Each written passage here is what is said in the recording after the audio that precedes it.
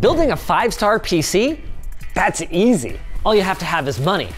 But what if you don't? I mean, that 2-star motherboard could hold the key to incredible savings. Couldn't be that bad, could it? To find out, we built a PC using only the worst rated parts that we could find on Newegg.com. And we ended up with this. And sure, from the outside, she's not so bad. But on the inside, it's a black hole of misery and disappointment. Maybe, or maybe it's fine. To find out, we need to go back to the beginning. The beginning. Starting with the Ryzen 5 8500G.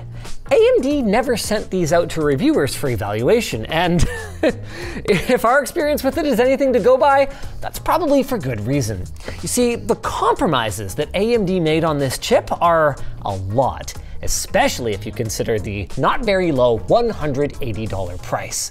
Only 2 of its 6 cores are full-size Zen 4, and while the integrated graphics are decent compared to the competition, when the time comes to upgrade them, you will be shocked, I say, to discover that your GPU slot could be running at as slow as 1/8 the bandwidth of other modern PCs.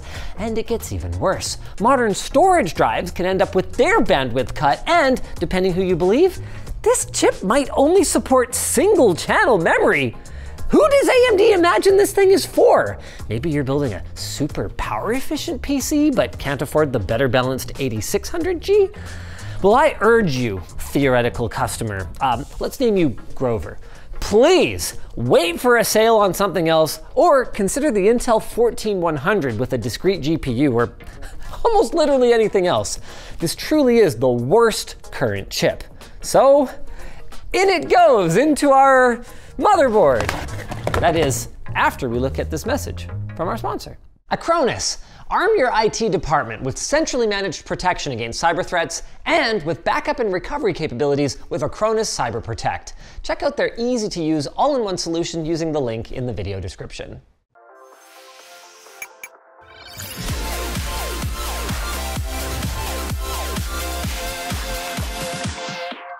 At first glance, the Prime B650 Plus from ASUS seems downright decent. Professional reviewers tout its well-rounded features, so I can see why Grover might be eyeing it, at least until he sees these user reviews.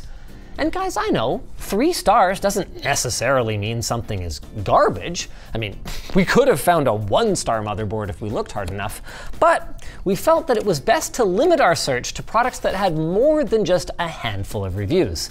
And besides, while 3 stars is average, would you eat at a 3-star restaurant on Google Maps? One where half of the customers say that the food is delicious and the other half say it's defective? Multiple people mentioned that the diagnostic LEDs don't work on this board, which could be an issue if we're gonna push our 2-star Mushkin enhanced Redline memory to the limit. Yep, this right here is 64 whole gigs of the worst rated DDR5 RAM we could find. Jealous? Well, you probably shouldn't be. See, it's rated for 6,400 megatransfers per second, but based on the reviews, it seems very unlikely that we're going to be seeing those speeds. Which was a little surprising for me. I mean, Mushkin's a real brand, and at $205, it's not even cheap.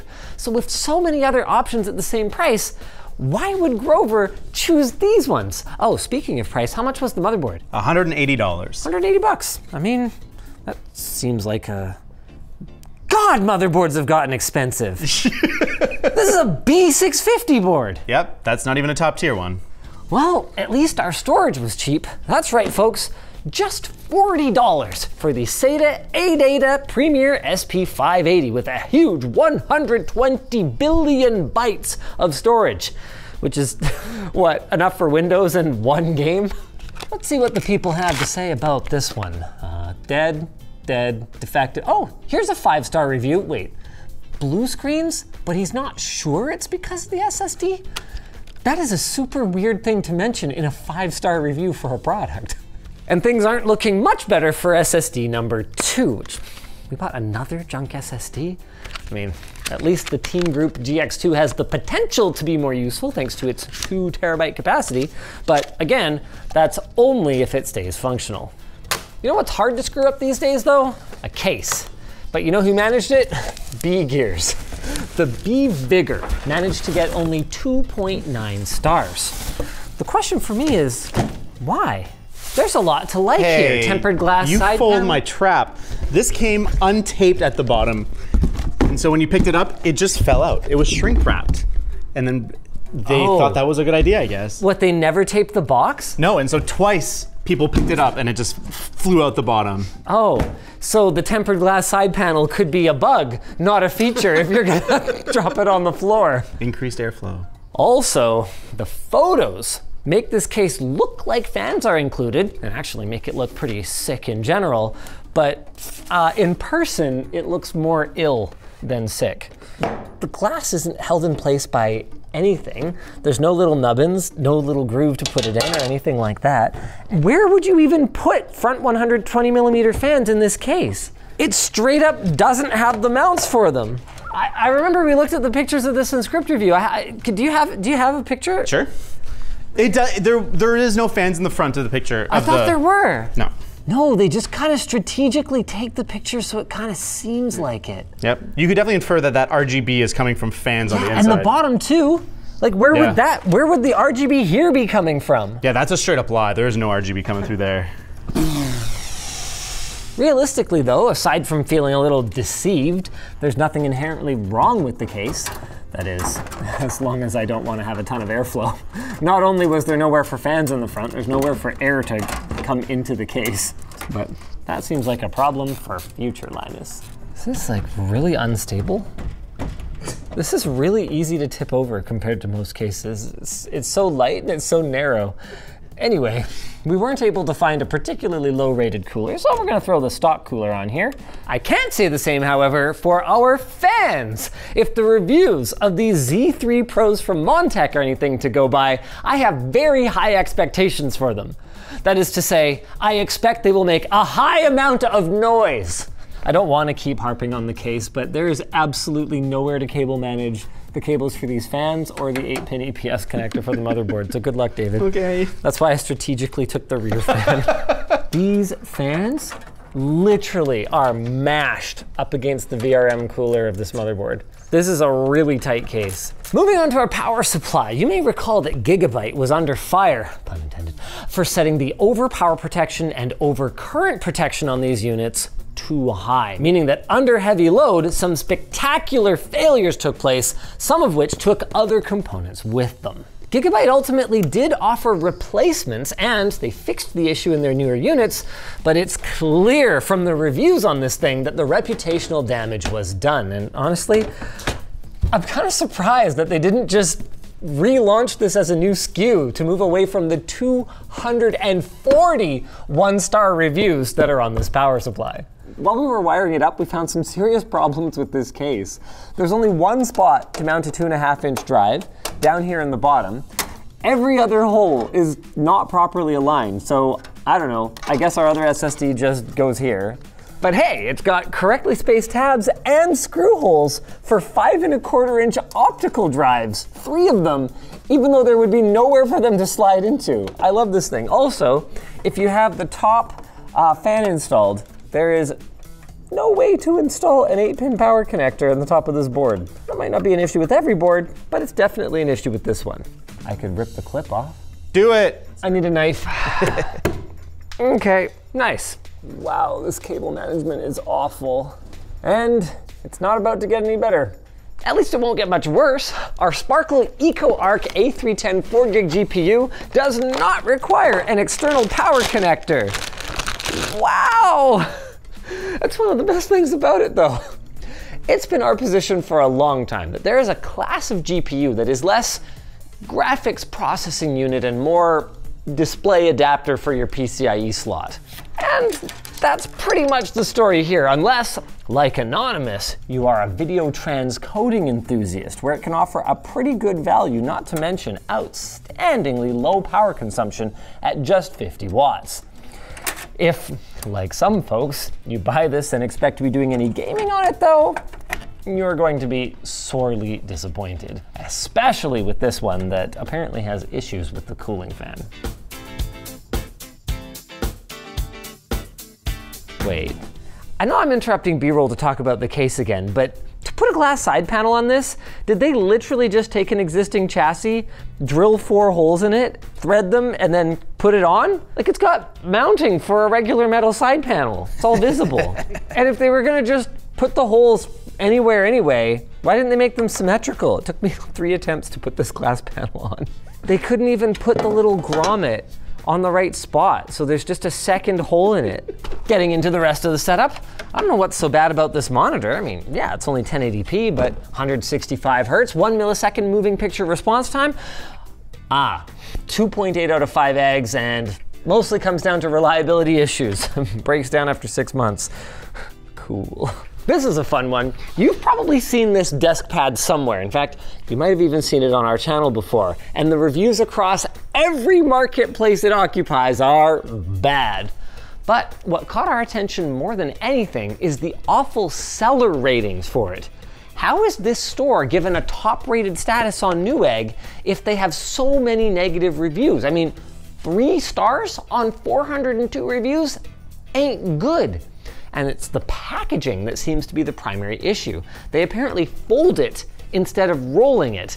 And my notes just say, talk about why they would do that based on everything we've learned from selling desk pads. David, there is no reason to fold a desk pad instead of rolling it. And what's funny is we did buy this from that seller and they did roll it. They just put it in a plastic bag. So I don't know when they figured it out, but hey, they finally did. Either way, at 20 bucks, this is a terrible value. Just pick up a mystery desk pad from lttstore.com. It's bigger and better. And it doesn't identify Winnipeg as one of the 3 important cities in Canada. Our capital city's not on here. In fact, the American capital's not on here. They got New York, Chicago, Dallas, Denver, and Los Angeles. Where the f is Washington? As bad as it is though, it is nothing compared to our Ruckus 4-in-1 Pro gaming kit. This has 2.5 stars out of 5 on Walmart, with one user calling it the worst thing I've ever used and saying, I feel ashamed just to own it. Why does Southern Telecom Inc. even make gaming peripherals? Remember when Lightning was cool? Never stopped being cool. Yeah, me neither. Wait, this is a super weird legend. They put WASD on the arrow keys. What? And there's no Windows key. What? It has a Windows lock. Unless this is a Windows key and the lock is you function Windows. No, that would be so stupid. I'm a reasonable person, and a 2.5 is not good enough for you.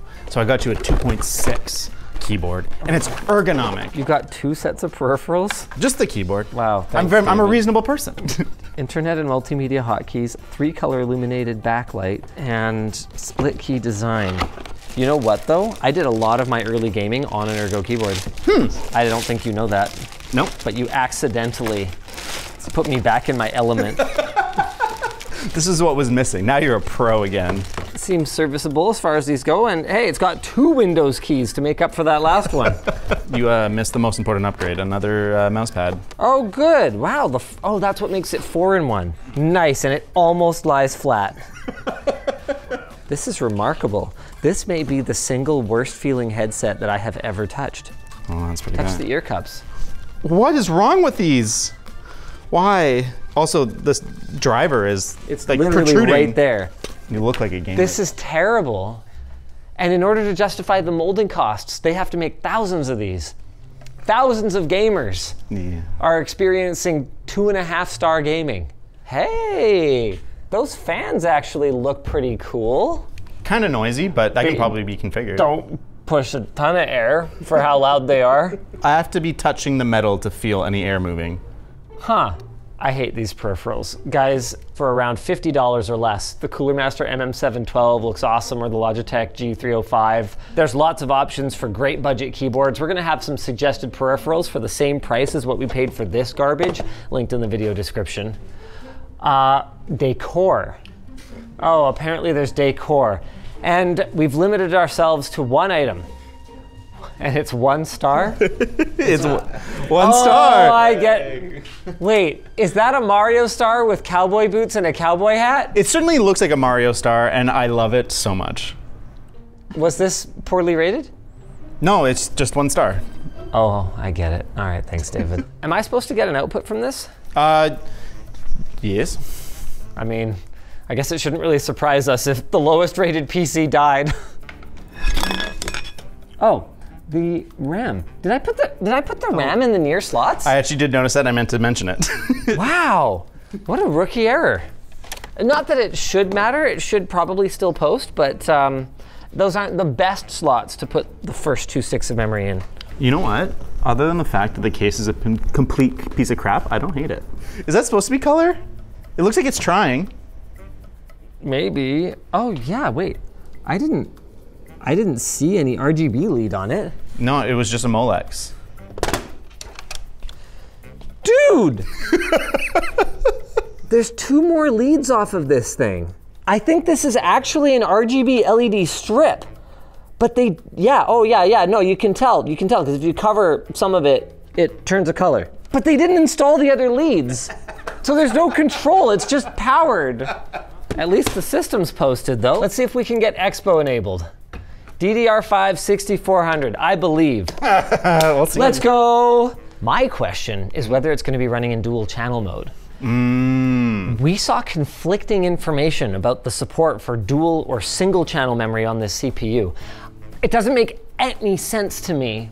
Wait, no, it can't be single channel because we saw the full capacity of the memory. If it only had a single channel, you wouldn't be able to populate both channels with 2 DIMMs. Okay. Yeah, so where did that come from? It's really weird. It's really good that it runs in dual channel because if you have onboard graphics, you're using your system memory as your VRAM. And slow VRAM is a killer for gaming performance. So this thing would be way worser than we thought it was.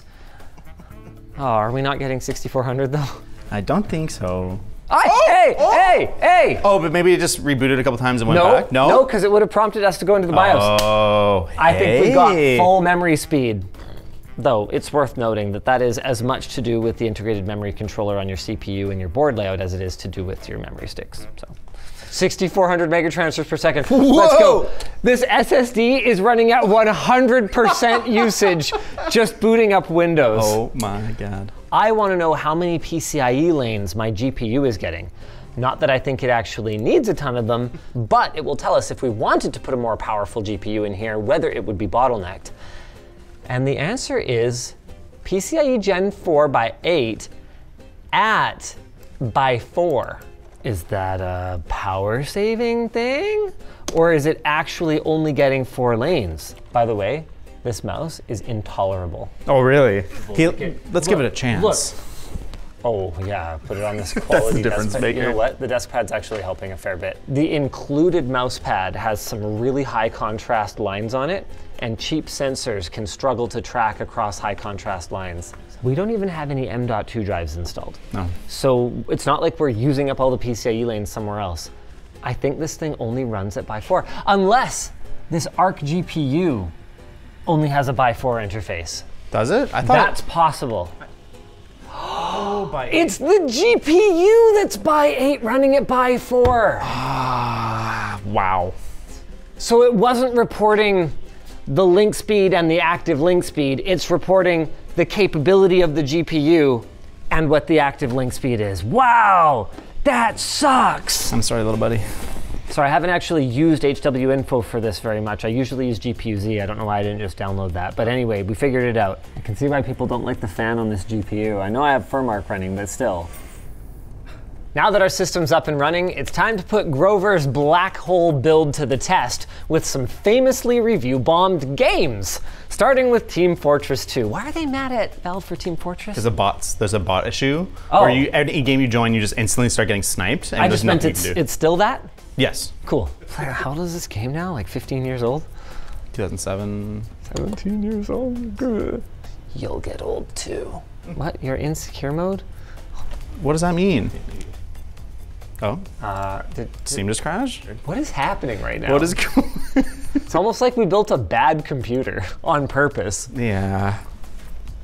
Blue screen. I saw it on that one. What? Yeah. No way! Yeah, it went. I saw a blue screen appear in the capture.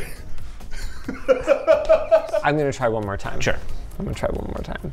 Not currently connected to the TF Game Coordinator service. Please try again. Let's turn the RAM down. Okay, interesting. We turned the RAM back to JDEC speeds and immediately I was able to queue for a casual game. Huh. Immediately. I really hate wearing these. They're really, really uncomfortable. Also, the volume wheel's like backwards.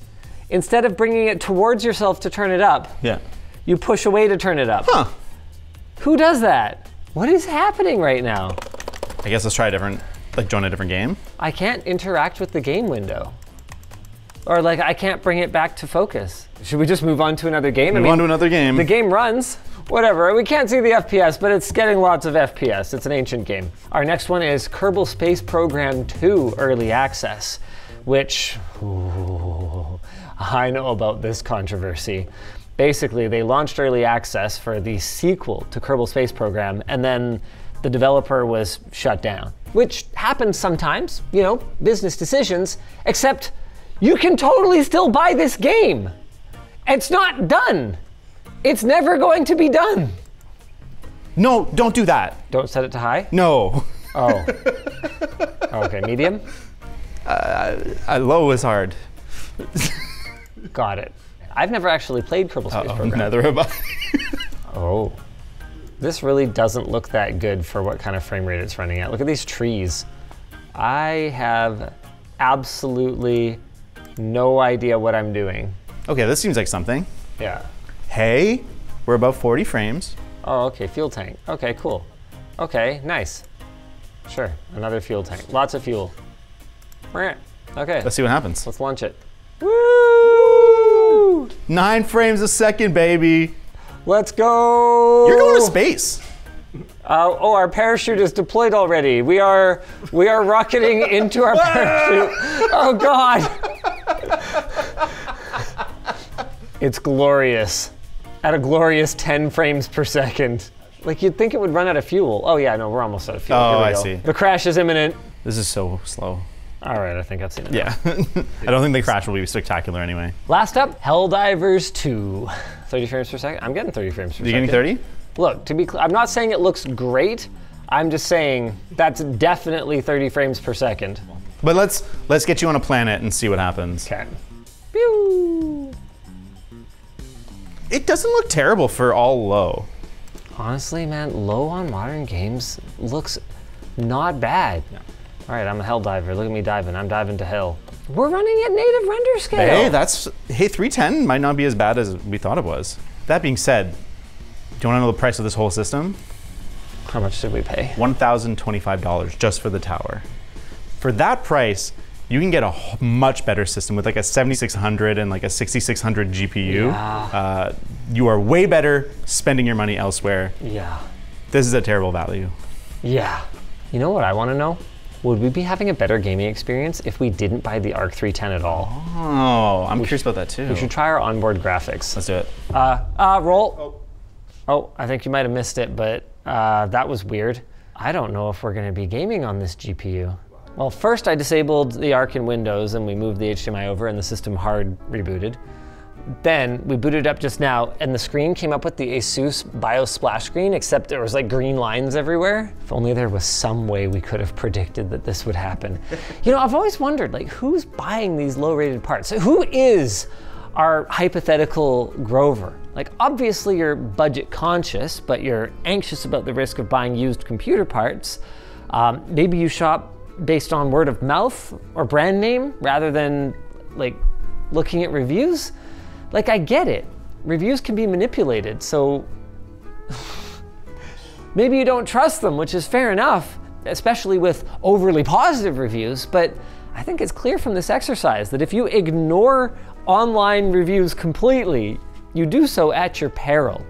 Bottom line, there are many reasons why a product might get a low review score, and after experiencing all of them for myself, it's safe to say, listen to the people who bought it before you did. And it's safe to say, listen to this segue to our sponsor. Grammarly! At LMG, the business team's day-to-day operations revolve around communication, coordination, and writing. That's where Grammarly comes in. They're an AI writing partner that works right alongside them. For example, if they need to draft up an email for a project proposal, Grammarly can help come up with initial ideas and can check for clarity and tone to ensure their email is impactful and appropriate. Grammarly also understands the context of their writing and can provide high-quality suggestions because, newsflash, writing to Colton is somewhat different than writing to your dad. Also, by upgrading to Grammarly Pro, now they have access to full sentence rewrites, turning those long-winded sentences into something more precise. And their App Actions feature makes having all those browser tabs less of an issue, thanks to the ability to quickly insert links, documents, and even GIFs all within Grammarly. So go sign up and upgrade to Grammarly Pro today at grammarly.com/LTT09. If you guys enjoyed this video, maybe you like bad setups. Why don't you check out the one where Luke and I roasted our staff's worst setups? Some of them make this look not that bad.